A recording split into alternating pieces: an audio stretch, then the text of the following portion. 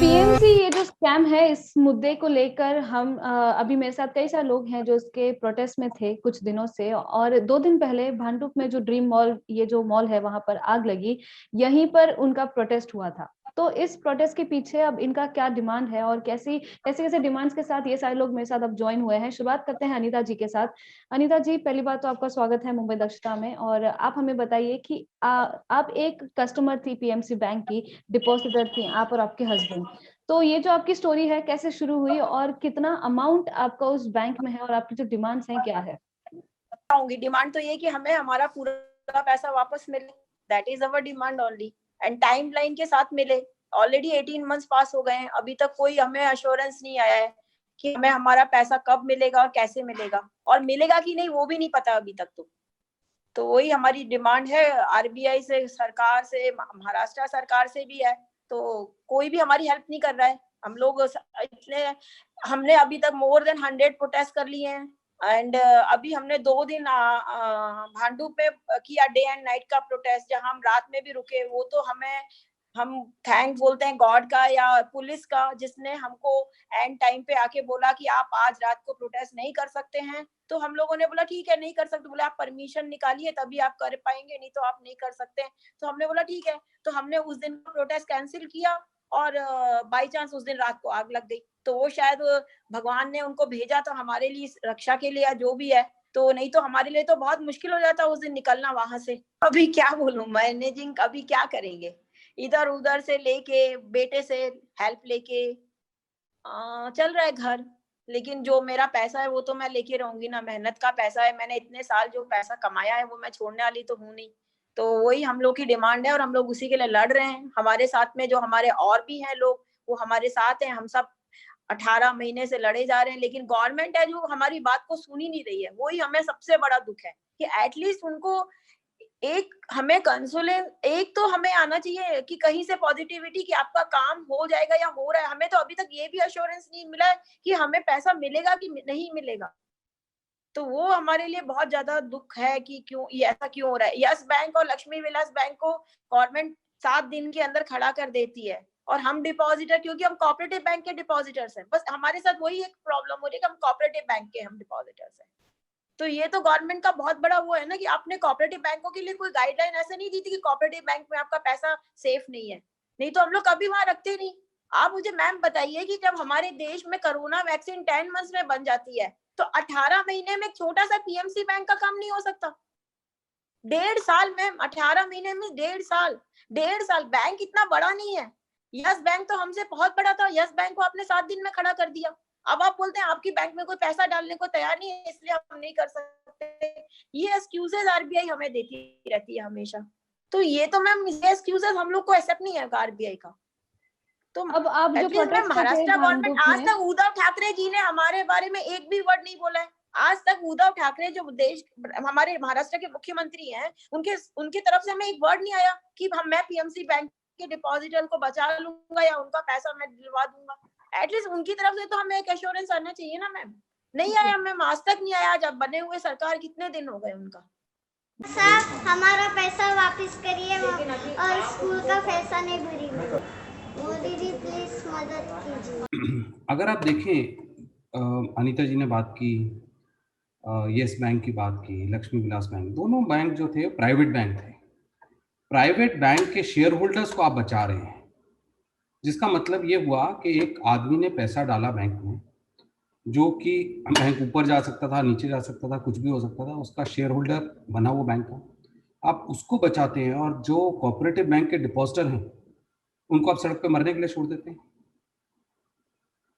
I know of several senior citizen, एक तो हमारी फैमिली में है, she is a window cancer survivor, उनका 2 करोड़ रुपया बैंक में फंसा है।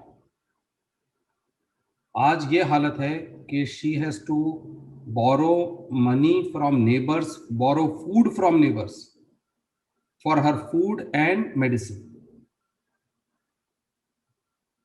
रोज का रोज उनको मांगना पड़ता है। जी जी जी। और समझिए आपके, अगर किसी का 2 करोड़ रुपया बैंक में है तो किस स्टेटस का आदमी है। हाँ वो 100 बार मरता होगा एक बार मांगने के लिए। जी। ये एक इमोशनल बात नहीं है, ये एक लीगल बात है। अगर आप सेक्शन 22 देखें बैंकिंग रेगुलेशन एक्ट का, वो कोई डिस्क्रिमिनेट नहीं करता है कोऑपरेटिव बैंक में, दूसरी बैंक, वो कहीं नहीं कहता है। और मैं आपको एक्चुअली वो सेक्शन पढ़ के सुना सकता हूँ। वो क्या कहता है? हाँ। रिजर्व बैंक ऑफ इंडिया पर एक रिस्पॉन्सिबिलिटी पास की जाती है कि आप किसी भी बैंक को लाइसेंस जब देंगे तब आप ऐसा इंश्योर करेंगे, वो ये वर्ड है उसमें, आप ये इंश्योर करेंगे कि वो जो बैंक है वो सब डिपॉजिटर्स का, अभी का, आगे आने वाले डिपॉजिटर्स 100% पैसा विद इंटरेस्ट दे सकता है, तभी आप उसको लाइसेंस देंगे। और आगे वो सेक्शन ये कहता है कि ये काम आपको खाली लाइसेंस देने का टाइम नहीं देखनी, ये चीज आपको हर बार देखनी है, तुरंत देखनी है, हर एनी टाइम। अगर रिजर्व बैंक ऑफ इंडिया को ऐसा लगे कि ये कंडीशन सेटिस्फाई नहीं होगी तो उसको लाइसेंस कैंसिल करना चाहिए।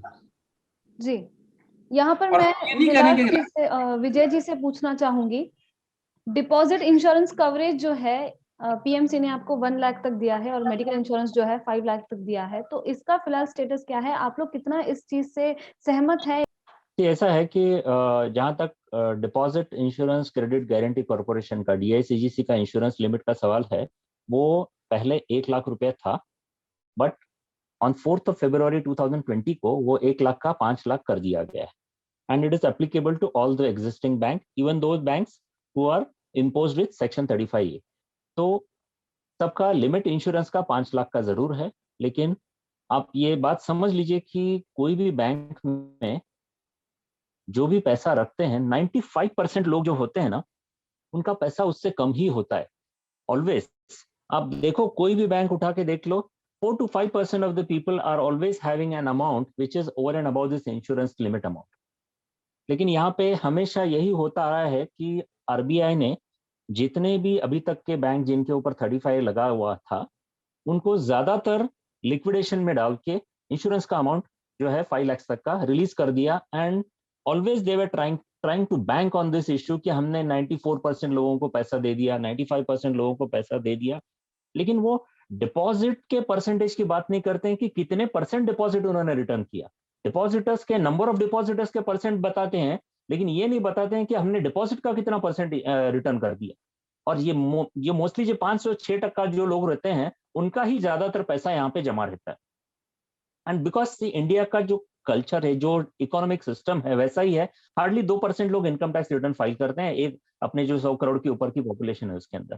तो उसी तरह से जो बैंकों में पैसा रहता है, ये 5 से 6% लोगों का ही ज्यादा पैसा रहता है। बाकी जो लोग होते हैं 90 to 95% वो lower class, lower middle class या पुअर क्लास के लोगों का ही ज्यादातर पैसा रहता है। बट हमेशा RBI इनकंसिडरेट रही है इस मामले में, always this has been happening. तो हाँ, बहुत सारे ऐसे भी लोग हैं जिनका जो कैश में पैसा रखना चाहते हैं। ये तो हम उनकी बात कर रहे हैं जो लोग बैंक में पैसा रखना चाहते हैं। जो लोग बैंक में पैसा रखते हैं उसमें से खाली 3-4-5% के ही पैसा समझो कि बड़ा पैसा होता है। बाकी लोग तो, अगर आप इस तरह के बैंकिंग फेलियर्स होंगे तो फिर आप ये कानून नहीं ला सकते कि 2 लाख रुपए से ऊपर का आप ट्रांजैक्शन नहीं कर सकते, 20,000 रुपए से ऊपर आप चेक पेमेंट नहीं कैश पेमेंट नहीं कर सकते, फिर आप दोनों चीजें नहीं कर सकते। फिर आप कहिए कि हमारा कैश में आप पैसा रखिए, आपका अगर कैश में सेफ है तो आप कैश में रखिए। आप कहते हैं कि कैश में नहीं, आप डिजिटल इकोनॉमी की तरफ जाइए, आप बैंकिंग की तरफ जाइए, प्रधानमंत्री बैंक में अकाउंट खोलने की बात करते हैं और दूसरी तरफ बैंक्स फेल हो रहे हैं। ये तो दोनों चीजें साथ में नहीं। बैंक में आदमी पैसा रखता है because banking runs on trust. आदमी बैंक में पैसा रखता है क्योंकि उसको ट्रस्ट होता है कि भाई पैसा अपने घर में सुरक्षित नहीं है, घर में से पैसा चोरी हो सकता है, इधर उधर जा सकता है, तो इसीलिए आदमी बैंक में पैसा रखता है ताकि वो सेफ रहे। अब यहाँ पे मैं पूछना चाहूंगी आपसे कि एक्सटेंड किया गया है जो टाइम है आपका, उसे एक्सटेंड किया गया है और 3 मंथ्स के लिए, जून 30 के लिए, तो इस पे आपका क्या कहना है कि एक्सटेंड नहीं करना चाहिए था या फिर जो रिस्ट्रिक्शंस है उसे हटा देना चाहिए था? नहीं, देखो, हम ये नहीं कहते रिस्ट्रिक्शंस को हटा देना चाहिए था। सबसे पहली बात ये है कि इसका सोल्यूशन निकलना चाहिए। Extension is not a solution. Extension तो पिछले 18 महीने से हम वही फेस करते आ रहे हैं। हमको सोल्यूशन चाहिए और सोल्यूशन के भी कोई टाइम बाउंड मैनर में होना चाहिए। ऐसा नहीं है कि आप बस एब्रप्टली ब्लाइंड एक्सटेंशन पे एक्सटेंशन दिए जा रहे हो without making any efforts, without taking into consideration any of the possible solutions, or without any taking into consideration आप जो डिपॉजिटर्स का कॉन्फिडेंस है, उनके सेंटिमेंट्स, उनकी प्रैक्टिकल डिफिकल्टीज, प्लस आप ये भी देखिए कि आज ये बैंक को रन करने के 137 ब्रांचेस को रन करने के लिए महीने का 15 से 20 करोड़ रुपए का खर्चा चल रहा है। तो वो पैसा कहाँ से जा रहा है? ये जो पैसा जा रहा है, हमारे डिपॉजिट्स इरोड हो रहे हैं, तो the solution is getting more and more difficult. तो यहाँ पे ये मैं निधि जी आरबीआई से नहीं पूछना समझ रही। चाहूंगी कि जैसे हाँ। कि मुझे अनीता जी ने कहा कि वो सबसे यंगेस्ट प्रोटेस्टर है यहाँ पे और उन्हें कई सारी चीजें क्लियरली भी पता है, तो इस मैटर पे उनका क्या कहना है? उनके कितना अमाउंट था उनका जो बैंक में है और वो कितना अभी फेस कर रही हैं? सो बेसिकली मेरे जो ये बैंक अकाउंट में बेसिकली मेरे फादर का हार्ड अर्न मनी है। So he's worked all his life and he has saved his entire savings in the bank.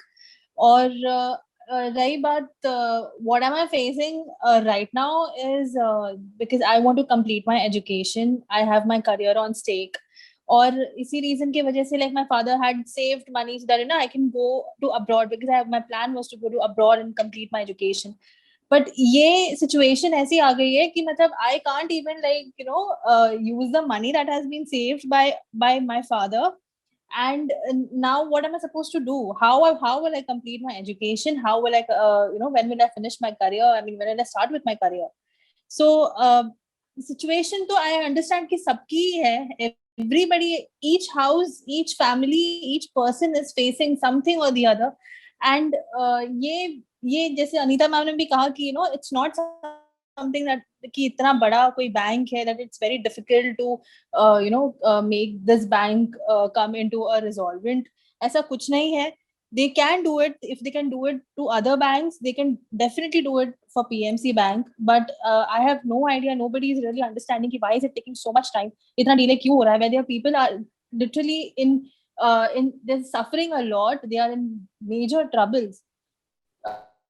Financially, health wise, everything, so this is not something कि आप ऐसे बोल सकते कि कि हम extension करेंगे, हम extend कर रहे तो there is no resolution. हाँ, यहाँ पे जैसे कि अनीता जी भी सीनियर सिटीजन है, उसी तरह से विलास जी भी सीनियर सिटीजन है, और आपने जैसे कि निधि जी कहा कि आपके पिताजी का हार्ड अर्न मनी था यहाँ पे और आप अपनी करियर यहाँ पे बनाना चाहती थी, उसी तरह से जो विलास जी हैं या फिर अनीता जी हैं, उनका भी कमाया हुआ पैसा वहां पर है जो अपनी लाइफ गुजारने के लिए वो यूज करते हैं। तो विलास जी, आपका यहाँ पे क्या कहना है? मैम, मैं यहाँ पे एक चीज और बता देती हूँ। निधि के जो फादर हैं, उन्होंने बेचारों ने अपनी फैमिली को छोड़ के और बाहर विदेश में कुवैत में जाके एंड वहां पे जाके पैसा कमाया है बेचारों ने, और स्टिल ही इज वर्किंग। तो वो मतलब अपनी फैमिली को छोड़ के, अपने बीवी बच्चे को यहाँ छोड़ के, छोटी मतलब जब निधि बहुत छोटी थी तब से उन्होंने यहाँ उसको छोड़ कर इंडिया में बाहर पैसा कमाया, और आज वो पैसे के लिए वो पैसा उनका अटक गया है और वो उसके लिए वो दर दर भटक रहे। आप बताइए, एनआरआई लोग जो जिनको इतना ट्रस्ट था इस बैंक पे, मतलब उनको अभी क्या ट्रस्ट रहेगा हमारी बैंकिंग सिस्टम में? तो ये भी एक बहुत बड़ा इशू है। हाँ विलास सर, अभी आप बोलिए। मैं आपको बताना चाहूँगा, मैं सीनियर सिटीजन हूँ। मैं आपको एज भी मेरा बता चुका हूँ। मेरा एज 74 ईयर। अब ये 74 एज में मेरा जो भी घर चलता है वो मेरा सेविंग के ऊपर चलता है, और सेविंग मतलब जो भी पैसा मैंने बैंक में रखा है उसका जो इंटरेस्ट आता है वही इंटरेस्ट के ऊपर मेरा घर चलता है। इंडिया में तो सोशल सिक्योरिटी नाम का कोई चीज़ नहीं, हम तो गवर्नमेंट सर्वेंट है ही नहीं। तो हमारा जो पूरा लाइफ का सेविंग था, ये लाइफ का सेविंग हमने बैंक में रखा था, और उसके हिसाब से हमको अपना घर चलाना आता था। देखिए आज ये हो गया कि हमारा पूरा के पूरा ये बैंक में पैसा अटक गया। आप पूछेंगे कि आपने ये बैंक में पैसा क्यों रखा थे जब अटक जाने वाला था? ये बैंक को एक पीरियड दिया गया था, this is one of the दिया गया। तो धीरे धीरे मैंने मेरे जो लाइफ के सेविंग थे वो यहाँ पर ट्रांसफर किए, और उसमें से ऐसा सिस्टम बनाया कि मेरा मंथली इनकम 30 से 40,000 रुपये मुझे मिलना चाहिए। वो मिलता था तो मेरा घर चलता था। आज मुझे बताइए कि आरबीआई ने हमको 1 लाख रुपए 21 महीने के लिए दिया है। इसका मतलब 5,000 रुपये से कम में मैं अपना घर कैसे चला सकता हूँ? इसका मतलब जो हमारे प्रधानमंत्री बोलते हैं कि क्या बोलते हैं उसका, सेल्फ रिस्पेक्ट से जीना चाहिए सीनियर सिटीजन ने। आत्मनिर्भरता अभी मैं आत्मनिर्भर था ना, लाइफ भर मैंने काम किया, मैं आत्मनिर्भर था। आज का समय यह आ गया कि 5,000 रुपये में मैं अपना घर नहीं चला सकता हूँ। फॉर्चुनेटली मेरे लड़के पढ़े लिखे हैं, तो वो उनके सपोर्ट से मैं अपना घर चलाता हूँ।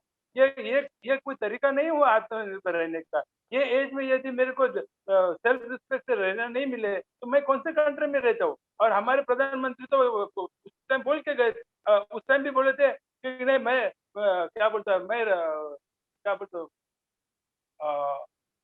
मैं न खाऊंगा न खाने दूंगा, या मैं रखवालदार हूँ सबका। तो हमने कहा कि हमारे प्रधानमंत्री बहुत अच्छे हैं, उन्होंने हमारे पैसे की रक्षा करेंगे। तो हमने अपना घर में कोई ना पैसा रखते, पूरा मनी बैंक में रखा और बैंक खा गए। मैं कैसे जीऊँ, आप मुझे बताइए। बहुत सही बात कही आपने यहाँ पे। मेरा आखिरी सवाल आप सबसे ये होगा कि ये जो मुहिम है आपकी 18 महीनों से चली रही है, लेकिन आप उसे और भी कंटिन्यू करने का सोच रहे हैं, तो अब आगे चल के आपका क्या प्लान है? अनीता जी। मैम आगे वही है कि हम लोग प्रोटेस्ट करते रहेंगे, इनके सिर पे बैठे रहेंगे, इनसे इनके हम जब तक हमारे को हमारे पैसे नहीं मिलेंगे, सोल्यूशन नहीं मिलेगा, तब तक हम लोग चुप रहने वाले नहीं है। इन्होंने दूसरे कोऑपरेटिव बैंक के लोगों ने आज तक वो सब नहीं किया हिस्ट्री में, इसलिए ये सब चलता रहा। लेकिन अब हम लोगों ने तो सोच लिया है कि हम पीएमसी बैंक डिपॉजिटर इनसे अपना पैसा पूरा निकलवा के रहेंगे। इन्होंने जो हमारे साथ में अन्याय किया है या इनजस्टिस कर रहे हैं या हमारी बात नहीं सुन रहे, मैम हम कहते हैं ना जैसे कोशिश करने वालों की हार नहीं होती, तो हम उसी मुद्दे पे चल रहे हैं कि हम कोशिश करते रहेंगे और जो हम अभी तक कर रहे हैं और हम हार मानने वाले नहीं है जी। और ये बात इनको भी पता चल चुकी है। न्याय की उम्मीद हमें है। हम उम्मीद करते हैं कि हमको न्याय मिलेगा। उसके लिए संघर्ष भी हमारा जारी रहेगा। अभी तक तो हमें स्टेट गवर्नमेंट से, सेंट्रल गवर्नमेंट से, आरबीआई से, इवन इंडियन जुडिशरी से सबसे हमको नाराजगी है। हम सबसे नाउम्मीद है। किसी ने हमारे लिए आज तक कुछ नहीं किया, जबकि हमारा जबकि clear cut crystal clear case है, उसके बावजूद भी कि हमारा सारे डिपॉजिटर्स इनोसेंट है। बैंक में रखा हुआ पैसा अगर रातों रात किसी का अटक जाता है, डूब जाता है, तो उसके लिए जिम्मेदार कौन है? क्या डिपॉजिटर्स उसके लिए जिम्मेदार है? तो इतना सब clear cut straight forward case होने के बावजूद भी कोई भी जुडिशियरी सिस्टम सुमोटो एक्शन नहीं ले रहा है कि इनको इनोसेंट डिपॉजिटर्स को बचाना चाहिए। कोई कुछ नहीं कर रहा है, ना स्टेट गवर्नमेंट, ना सेंट्रल गवर्नमेंट, ना आरबीआई। जी आपका यहाँ पे क्या कहना है?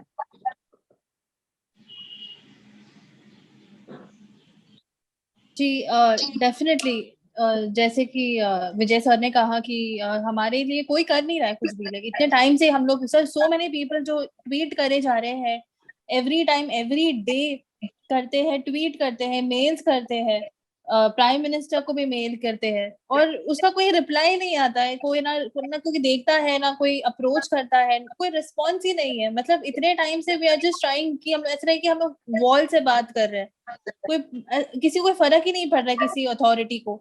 ऐसा ही लग रहा है हम सबको। अभी हम उम्मीद करते हैं कि आपका ये, मैंने क्योंकि यहाँ पे कोशिश की कि सीनियर सिटीजन से लेके यंगस्टर्स यहाँ पे अपनी जो बात है रख पाए, और आखिरकार जो हार्ड अर्न मनी होता है, जो कमाई हमारी होती है, वो कमाई होती है, चाहे वो जिंदगी भर की हो कि या फिर फ्यूचर प्लानिंग या फिर सेविंग्स की हो। So thank you so much everyone for joining and participating in this interview. और हम उम्मीद करते हैं कि आपकी जो मांग है सरकार सुने। धन्यवाद मैम। उसके लिए तो मीडिया का बहुत बड़ा रोल है हमारी बात को ऊपर तक पहुंचाने के लिए। तो हम भी आपसे ये उम्मीद करेंगे कि आप हमारी बात ऊपर तक पहुंचाएं। जी जरूर। यस यस डेफिनेटली ऊपर तक हमारी बात जरूर जानी चाहिए, उनके कानों तक जानी चाहिए। मीडिया का इसमें बहुत बड़ा मीडिया ही एक है जो डेमोक्रेसी में बहुत बड़ा रोल प्ले करता है। हाँ। और आपका एक्टिव रोल और आपका पार्टिसिपेशन हमें एक्सपेक्टेड है कि आप कंटिन्यू करें। और ये जो है ये लड़ाई है, जो ये संघर्ष है, आप हमारा साथ दें इसमें। और आगे भी जब तक कि हमें न्याय नहीं मिलता है, हमें आपसे उम्मीद है कि आप हमारा साथ देंगे।